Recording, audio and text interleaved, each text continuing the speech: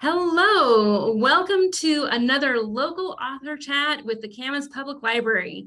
My name is Ellen Miles. I am the programming and outreach coordinator at the Camas Public Library, and I am here today with Kristin Burchell. Thank you very, very much for joining me for our little chat this evening. I'm excited to hear what we're going to talk about.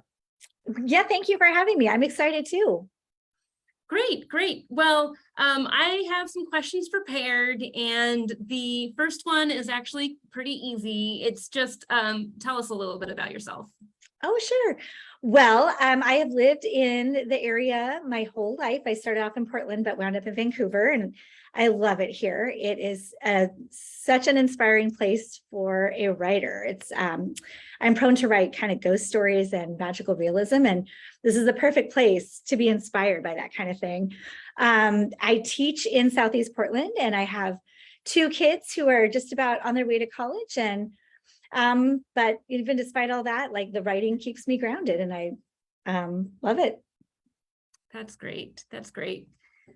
So are you oh gosh, my notes just kind of went away there for a second. I'm so sorry. That's okay. So you've written a couple of different books, that's right? Yes. And what's your most recent book's title? Oh, the most recent one is called Court of Venom. And it is a YA adult book that is about, kind of takes place in a desert. It's a little bit of a departure from my other work because of the setting mostly, but it still goes along with ghosts and assassins and magical realism and a lot of redemption. Got it. What was it like to write that book? Like you mentioned, I've written several books. And so for me, it's always a long process. So I'll work on a project for years, and I'll work on a project for a while, and then I'll get distracted by another project or by life or whatever. And then something will hit me and inspire me, or even somebody, in my beta group or my critique group might say, hey, what happened to such and such? Or they'll have an idea for me. And so I'll go back to it. And so with all of my novels, it's a long process of adding layers and tweaking and a lot of editing. So that was the same with this one. That's great. How did this most recent book get published? Well, so the Multnomah County Library has a writers project each year where local writers are invited to submit their work, their unpublished work, and then it goes up for consideration for them to put into their circulation.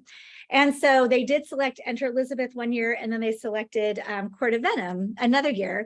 Well, there's a press at Portland State called Ooligan Press, and each year they select one book to take to traditional publication. And so Court of Venom got selected by Ooligan Press. It's been an incredible experience. They're wonderful. They're enthusiastic. There's a huge team of people that I always know, okay, there's going to be an editor. There's going to be somebody who's kind of in charge of your marketing, but I didn't realize at the release party, there were all these other jobs and other titles that I did not know of, like typesetter and illustrator. Like, there's somebody in charge of illustrating the beginning of each chapter, like putting a little illustration there. It was incredible. It was a really cool experience. Wow. What an honor. Yeah, it was. It is still. So during that whole process, what surprised you the most? Was it the release party that surprised you, or was there anything that happened earlier that surprised you? Gosh, there's a lot that surprised me about the process. I guess one thing that I just mentioned was just the sheer number of people that it takes to take a book to publication successfully.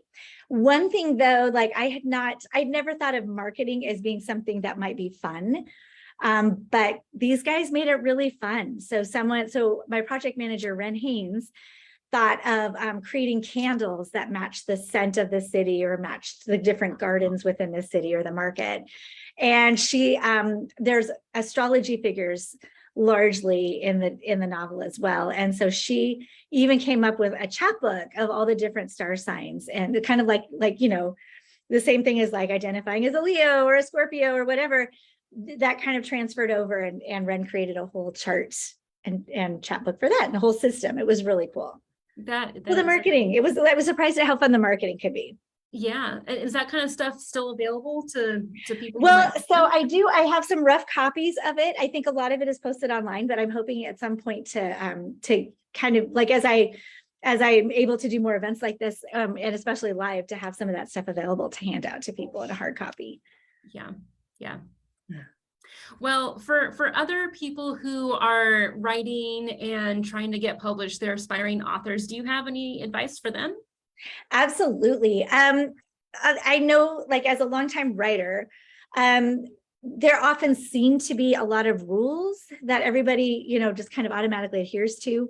For example, like automatically at the moment, don't include a prologue, whatever you do. But it was funny because in this novel, this one has a prologue. Because the reason it does is because I didn't include one. And one of the editors at Ooligan said, well, no, this definitely needs a prologue. Go ahead and write a prologue and put it in there. And I'm like, okay, great. I love prologues.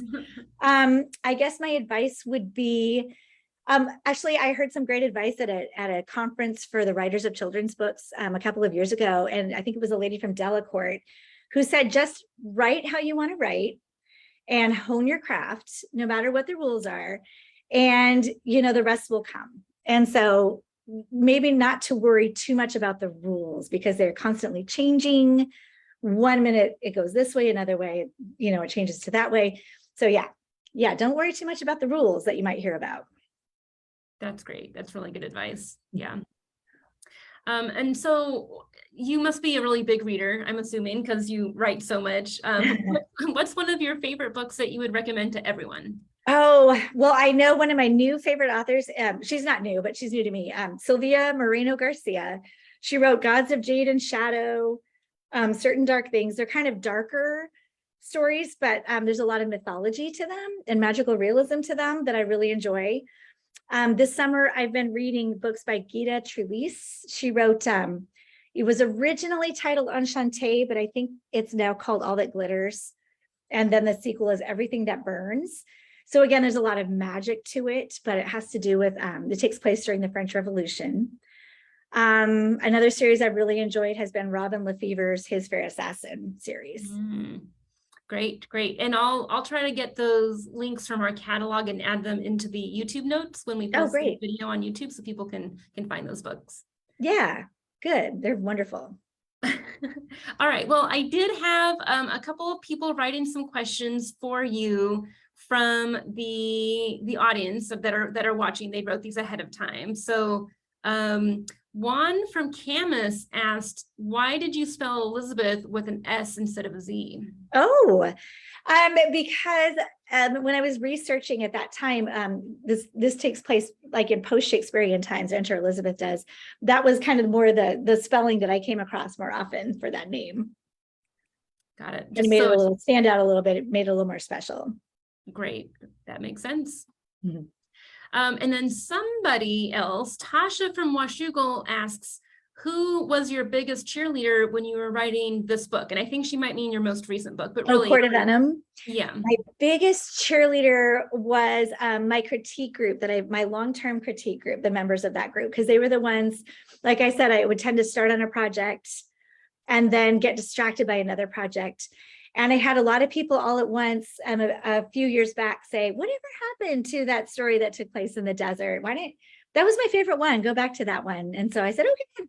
And they would cheerlead it along. And gosh, I don't know how many times they read that thing, but they would notice all the changes with all the characters and with the plot. So yeah, my critique group for sure. Got it.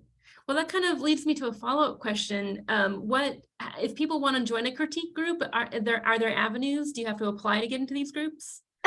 No, you definitely want to make sure it's a good fit because, you want to get the feedback. You want to get the right kind of feedback, or you want to get what you're looking for.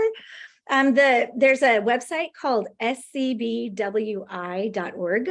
and they have a local chapter, the Oregon or also the Southwest Washington chapter, and the Clark County Writers, and getting in touch with them can help you get hooked up with a critique group. In fact, I facilitate the Southwest Washington chapter of the SCBWI. So feel free to email me or get in touch with me, and I can help you out. Okay. Okay. Well, that's actually a pretty good segue into my next question for you is how can people find you and find your book? I see. And so I need to be more active on social media. I'm not good about that at all. But my books are all available on Amazon. And if you go to the scbwi.org website, my email is listed there too. Got it. Got it. Yeah. Great. Great. I will throw those links into the description of the YouTube video as well for that. I guess my next question is, would you like to read an excerpt from your book? Sure. If we have time, I'd love to. Yes, we do. Got it. Yeah. Just happen to have it right here. Just happen to have it. Just happen to have. Can I see the cover? I haven't really had a good chance Yes. to see the cover. Yeah, here it is. Oh, yeah. Beautiful. All right, so I'll start from chapter 1. So I'm going to skip the prologue and go to chapter 1. The desert wind slinks into a round from the west, winding its way through the pathways, turning corners and catching people unaware. Nights like this end in fights and tears. My mother jumped from the wall into the lost on a night like this, her body swallowed by the sand and her soul held ransom for silver. Tonight, many will remember things they'd rather forget, deeds that are best left in the past. Some will dread terrible events lurking in their futures if they aren't vigilant enough or lucky enough to stop them. Dark plans will take roots in the mind of others, things they would never consider on any other night. The chime of tambours in the dining hall is louder than usual. Drums beat like a heart and laughter echoes off the walls. The wistful melody of the lute holds a warning, but is lost in the sounds of merriment. We sit on soft cushions around a low table, our goblets filled with sweet wine, and our plates overflowing with spicy fish. Queen Selena presides at our center, her eyes glittering and her ebony hair shining. Our honored guest, the Duke of Doros, sits to her right. He drinks deeply from his wine, his eyes fixed on her. I sit on her left, per her request, either so she can more easily ridicule me or so she can whisper a command she doesn't want others to hear. What do you think of the fish, Dia? Selena asks. It was so kind of the Duke to bring it for us, don't you think? That's not my name. The words boil in my mind, but I don't speak them. What would be the point? Instead, I make a show of raising my glass to her. A smile twists her mouth as she mirrors my gesture and takes a small sip of wine. She taps her tail with her long nail. She taps the table with her long nails, painted the color of rubies. 1, 2, 3. The order will come soon. I'll stop there.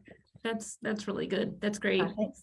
Yeah, thank you for sharing of that. Course. And yeah, people, I'll direct people towards, I assume you have like an author page on Amazon where people can find your books? Yes. Okay. Yeah, there absolutely is.